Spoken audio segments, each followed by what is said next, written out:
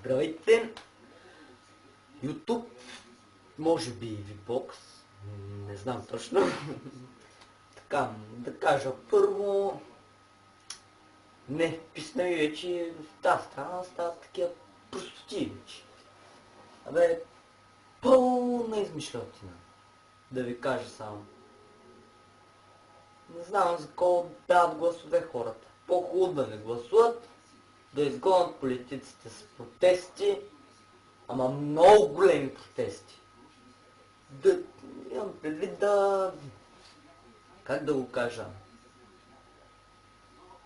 Да не са си на местата тези политици.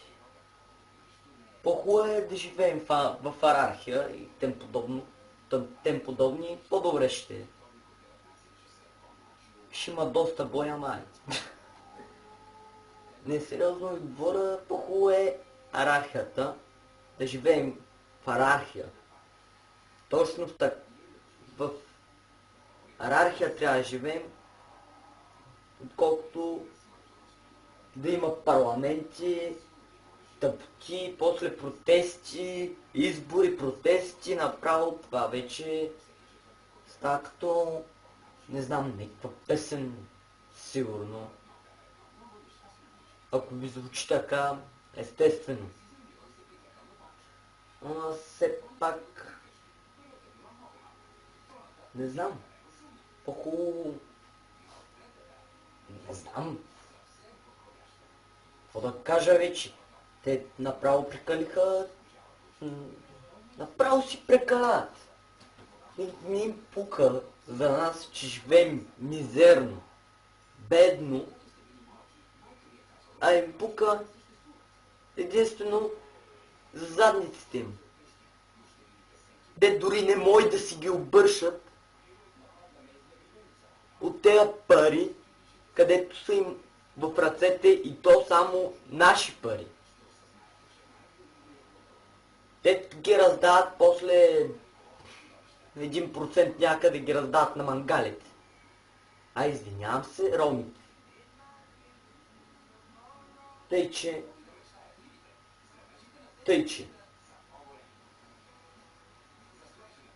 да си бегат по пътя.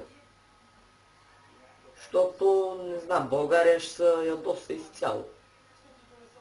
Не, едва ли. Някой ако се ядоса, направо едва ли. Много слаби бяха тия протести. Особено в България. Абе, вижте този протест.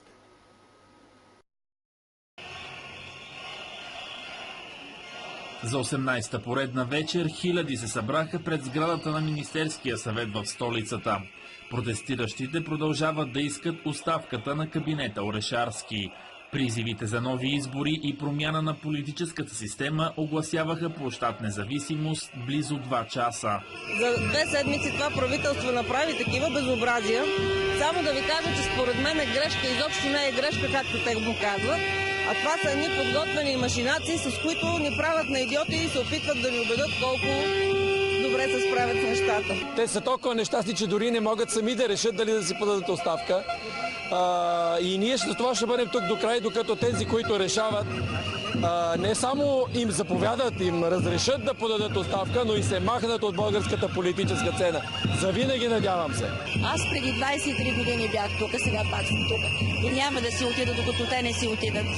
След това традиционно множеството пое по обичайния маршрут. На площада пред парламента недоволните от управлението отново поискаха оставки. Шествието продължи и до Орлов мост, превърнал се в своеобразен символ на протестите.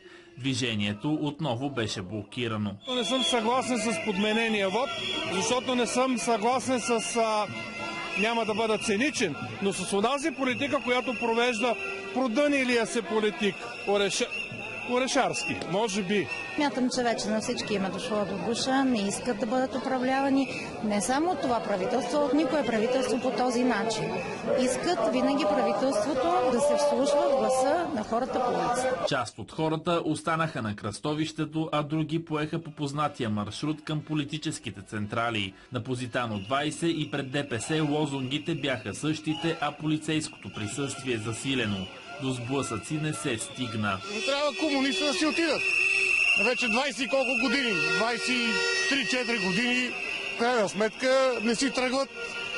Хората вече, дето се вика, станаха, обезлъждиха се, защото преди 97 година пак бяхме така по площадите и сега всичко започваме от начало. Само може да ни прибере оставката. Нищо друго. Не ги искаме повече писнани от тях. Не ни интересуват техните увеличения, защото те нищо не увеличават, само това е на приказки техните. Абсолютно пълно безобразие. Ние сме от Бургас дошли само за тук за протест. Няма кой да речи. Пред тези празни сгради, тях не им пука. И са толкова дебилочи, отчаяни сме, не знам. Няма да стане скоро нещо. След като се върнаха пред сградата на Министерския съвет, част от протестиращите се разотидоха, а други отново блокираха Орлов мост. Там, въпреки че движението бе спряно до късно вечерта, млад шофьор се опита да премине през протестиращите, но те препречиха пътя му, а няколко полицаи го отведоха до един от изходите на кръстовището, откъдето той продължи по пътя си. Видяхте ли го вече? Естествено. Естествено, че сте го видяли. Направо не мога да повярвам, че в тази страна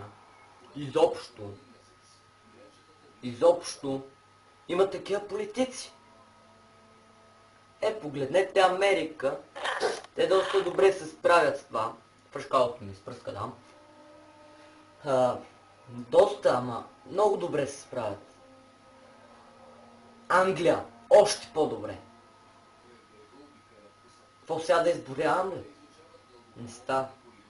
Щом те не се отчитат пред нас за какво е, за какво ние да даваме примери? За какво ние да работим? Много тъпо да даваме, както изпя Димчо в една негова песен. Пиче голям, добре, това го признавам. Както изпя негова песен. Дразнещо е даже банално да даваме пари за водата, която пием. Що не отида? Не до Марица, не. До там не, канализацията се стича в нея. Не от Марица. Що не отида до някакво село, някаква река, в Родопите или в Стара планина, да си пина. И какво като е да рече? Нали поне ще е безплатно? Ще е безплатно и още как. Си налят 2-3 кофе вода, 5-6 шешета там. Ги кача в багажника, колко ще му? Няма да е много. 20 лева гориво. Тя не и връщане. Същите пари за водата за 3-4 месеца. Много 30 туби съм готов. От по 5-6 литра ли там. Май има повече. 12 литра май имаше. Толкова багажника и на задната седалка и готово. По-толкова. Но разкарване с 20 лева за вода, която е по-добре, отколкото да плащам 20 лева за 2 месеца да пия вода и да си къпа под душа. По-добре е, ама все пак да се възползвам докато е време. Докато майка плаща. Да, на 17 съм на 16 извинявам се. Другата година правя 17. Февруари месец. Добре. времето на Тодор Живков какво е било? Пак е било по-хубаво. По-хубаво е било, доколкото ми разправят. Дърците. Ма пак е по-хубаво било. И това нашето сега.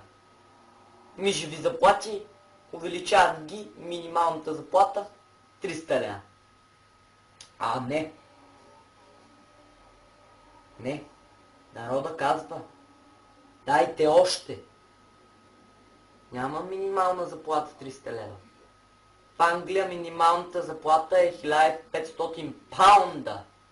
Ако не греша. Ако не греша. Ама там е скъпо, ама колкото и да е скъпо, пак ще ти стигнат. За цял месец ще ти стигнат, даже ще останат там някакви паунди. И е по-добре тези политици да се разкарат от постовете си, отколкото да ги търпим. Кога ще дойде и нашето време? Ако нашето време дойде, ще е 1000 пъти по-добро от това, което сме сега. Да, не е чак толкова гадно, ама не, тук сгреших. Много сгреших. Много е гадно. Адски много е гадно. И защо? Ще ме попита се защо. Защо? Вие сами знаете. Няма за какво да ме питате. За какво си помислих, че ще ме питате? Добре ден, може да съм поприкалил малко така. С това питане. Ма нищо. Значи максималната заплата на жената е към 800 лева. 700-800.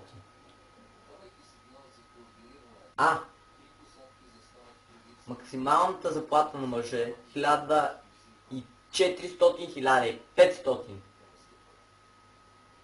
Какво става тук? Нещо уважение към жените нямате.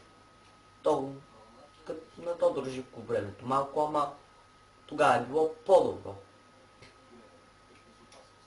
Ма сега не е никакво не е по-добро сега. Много по-лошо е. България пропадна от всякъде. На една снимка във Фейсбук гледах китайците, нали, някаква преправена снимка, гледат с бинокли, не корейците гледат с бинокли и викат за какво оцелихте България с атомна бомба, не беше ли Америка целта, тем подобни. И тя отговаря, ама България така си изглежда. Естествено, че така ще се изглежда. Докато не се оправят нещата, няма как да не изглежда така. Кога ще идва времето най-накрая по-скоро да се пенсионира и ние да им определяме шибаната мижева пенсия. На политиците особено ще им е доста мижева. Знаете що? Защото то човек де че стане президент един ден. Наистина ще иска да прецакат тея политици. Заради това, което им е причинил. Са им причинили. Да, обърках малко словосъчетанието, ама разбрахте ме.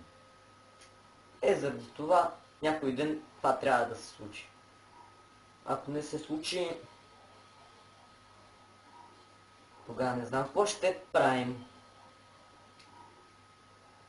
Сигурно пак ще си живеем бедно. По-скоро да ни дадат по-голяма заплата, съм моля, отколкото...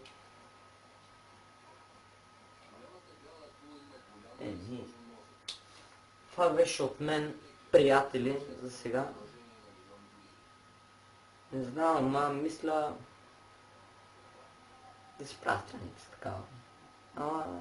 Някой друг ден ще се занимавам. Да. Айде.